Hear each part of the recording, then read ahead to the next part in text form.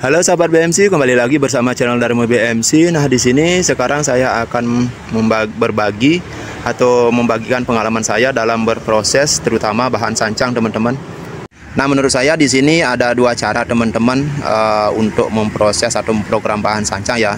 Nah, ini bagi teman-teman pemula ya. Nah, jadi kalau teman-teman mau cepat, hasilnya itu ya cukup lumayan. Kalau mau hasilnya cepat, bisa dengan cara pecah batang. Nah, kalau mau hasilnya itu jauh lebih bagus, nah itu bisa dilakukan tidak dipecah batang, namun waktunya itu akan sangat lama, tapi hasilnya sangat luar biasa. Nah, seperti itu. Nah, jadi apa yang saya bagikan di sini adalah berdasarkan pengalaman beberapa tahun terakhir ini saya memprogram atau memproses bahan sancang, teman-teman. Nah, di sini saya akan membuktikan pengalaman, begitu juga hasil daripada bahan yang saya proses.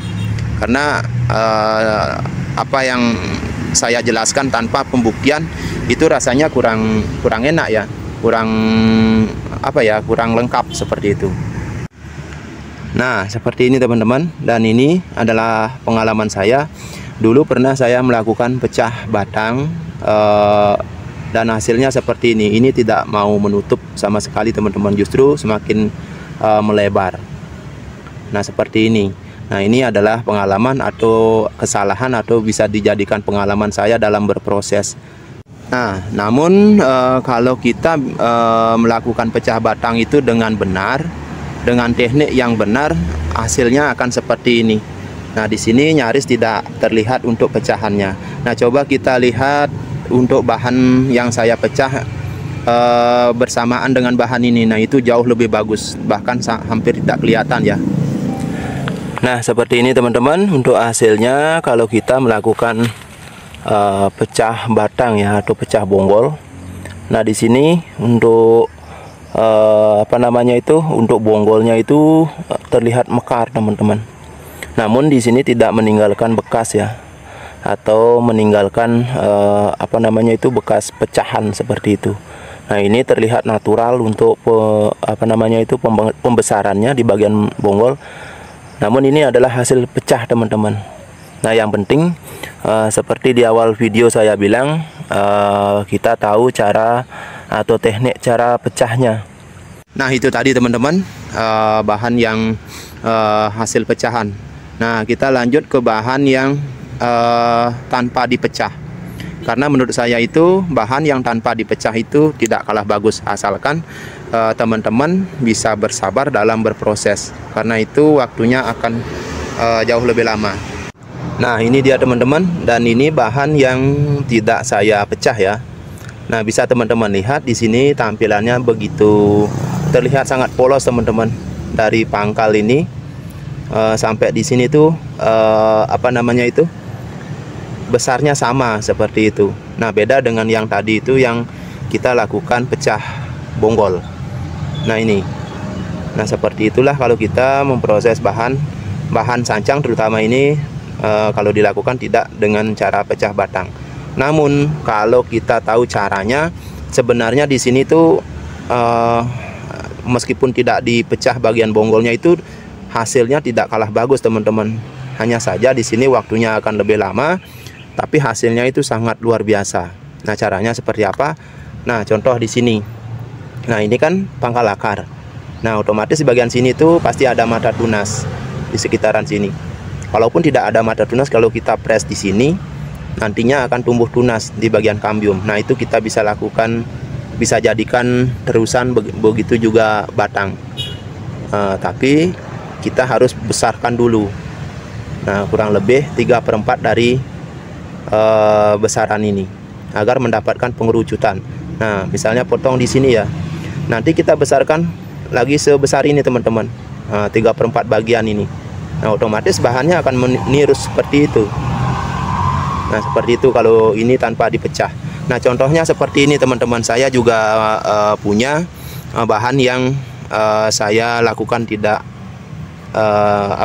maksudnya tidak dipecah batang.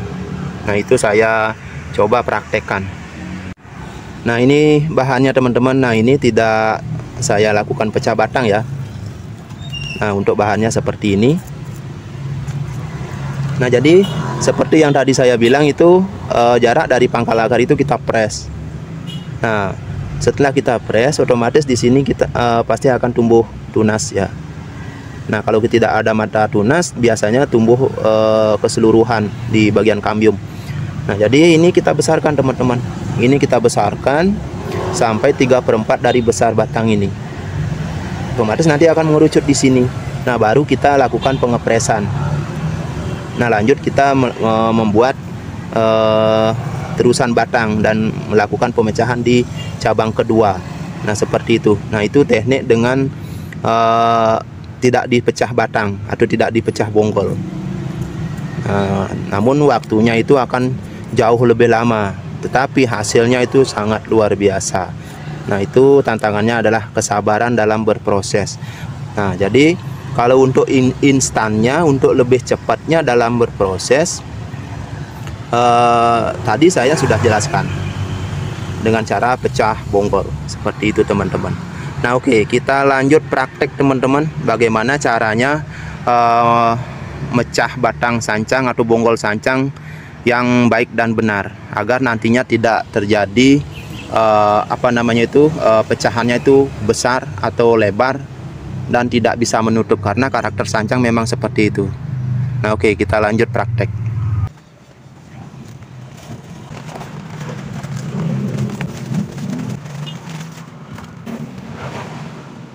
Seperti ini teman-teman, dan ini untuk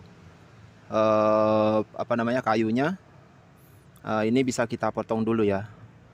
Dan untuk bahan ini dulunya hasil stek teman-teman, dan videonya saya juga buat ya pada saat penyetekan bahan ini.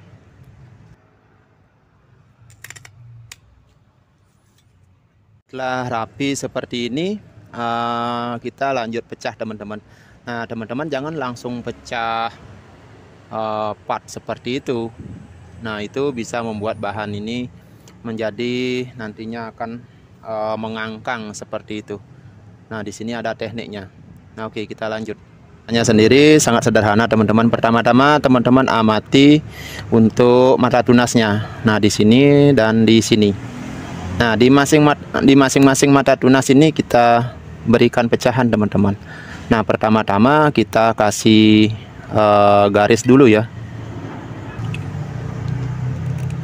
Dan ingat, ini harus hati-hati ya untuk melakukan ini.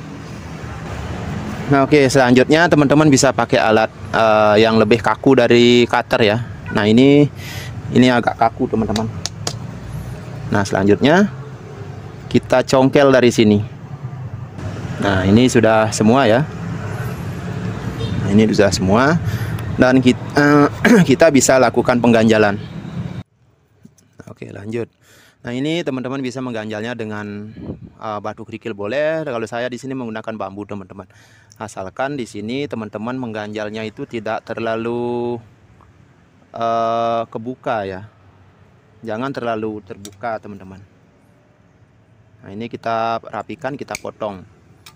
Nah, selanjutnya kita lanjut ganjal yang lain. Nah, nanti ketika kita melakukan pengelosan cabang, begitu juga terusan, dan membuat bahan ini sesubur mungkin, itu akan melebar atau membengkak dengan sendirinya karena tarikan daripada akar itu sendiri. Nah, bahan ini akan menjadi mekar ketika mendapat tarikan dari akar.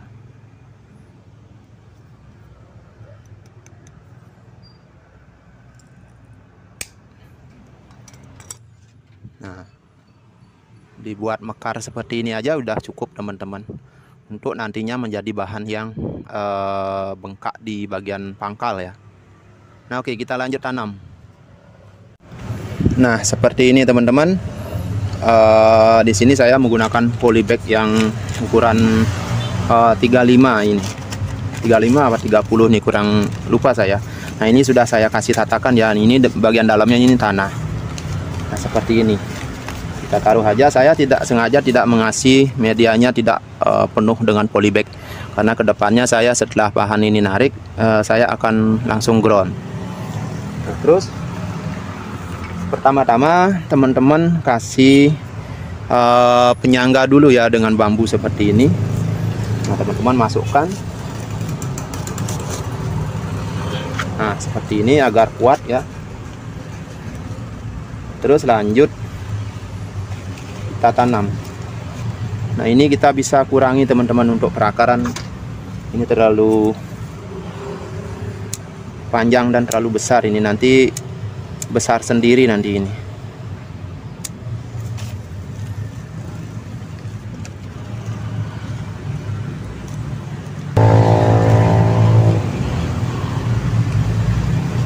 Nah, seperti ini. Kalau dirasa sudah selesai untuk menata perakaran, kita lanjut kasih media teman-teman.